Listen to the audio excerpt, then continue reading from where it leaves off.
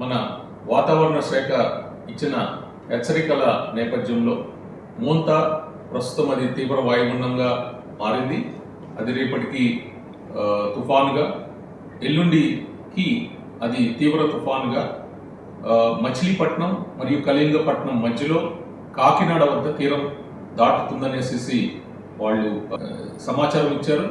ఆ సమాచారం మేరకు రాష్ట్ర ప్రభుత్వం అనేక చర్యలు తీసుకుంటుంది. సో ఆ చర్యల్లో భాగంగా ఈ తుఫాన్ టైంలో ఎవరైతే ప్రజలు ముంపు ప్రాంతాల్లో ఉన్న ప్రజలు ఎవరికైతే సహాయ సహకారాలు కావాలో వాళ్ళందరి కోసం 6 ఎన్డీఆర్ఎఫ్ టీంలు డిప్లాయ్ చేయడం జరిగింది. అవి నెల్లూరు, కృష్ణా, వెస్ట్ గోదావరి, కోనసీమ, కాకినాడ మరియు శ్రీకాకుళం జిల్లాల్లో మా టీమ్స్ ఆల్రెడీ డిప్లాయ్ అయ్యి ఉన్నాయి. ఇదే కాకుండా ఒక టీము కేంద్రపాలిత ప్రాంతం యానాంకు కూడా వెళ్ళటం జరుగుతుంది. ఇంతే కాకుండా కొన్ని టీంలు విజయవాడలో, కొన్ని టీంలు వైజాగ్లో కూడా మేము రిజర్వ్లో ఉంచాము.